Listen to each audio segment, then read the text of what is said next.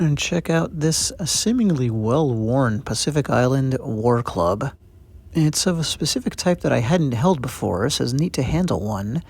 And I mean, there's just so much variety in the Pacific when it comes to flattened wooden clubs. So you can see this thing would be fast. You get to hit with the edge. That shape holds throughout, even at the handle. And that part I found a little surprising. I'm surprised it wasn't meatier in the grip portion. And because of the length, we can see that it's a two-handed weapon as well. It looks very much like a super thin boat paddle. And my hypothesis, for whatever it's worth, is that this entire family of flattened Pacific hardwood clubs link to boating, and then the shapes are elaborated upon into, for instance, this or this next picture. You know, if you're an island culture, you're going to be getting used to getting out on the water from a very early standpoint. That's where the fish are, that's the only way you can get to other islands, etc. And so you're going to have a very long paddle or OAR making tradition. Kind of makes sense then, especially in conjunction with the lack of metal. Really makes sense then that you would have so many weapons along these lines. And notice the fourth one from the left is somewhat close to the one we're looking at today. And then in particular, in this next picture, you're going to see one that's a lot like ours, but a one-handed version. It's the second one from the left, and the interesting thing there is, just like I would have thought, the grip is round. This one here, it's almost like a dagger version of the one that I got to hold.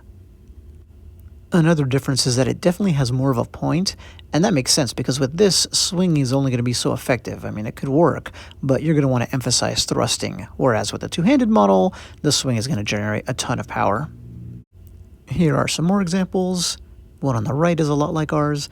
But you know, my whole hypothesis might be just bunk. Could just be that it was found to be convenient and more effective to sharpen your wooden clubs. And these are the kinds of warriors or, modern day descendants that would have used a club like the one I'm showing in today's video. Here's some vintage pictures of the part of the Pacific that we're talking about in particular. I have to admit, unfortunately, I lost the detail of exactly where this item came from. I think it was around the Solomon Islands. A related implement here might be the Maori Taiaha. It's a lot more complex in shape, more composite, but at the head it's obviously the same arrangement. Very practical, makes sense.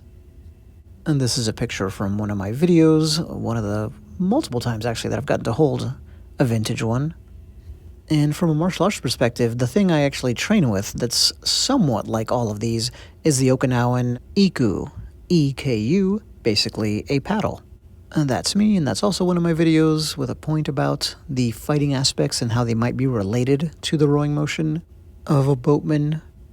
And one last look and one last observation. I didn't note how the striking portion gradually widens till it hits an apex, and then it recedes immediately to form the thrusting portion. So this lets you know your maximum effect would be swinging and striking with it towards the top where it's at its widest. If the sides had been parallel throughout, all the way until they started tapering down for the thrusting point, then it would be different. I would think we could conclude it was primarily a thrusting and not a swinging weapon.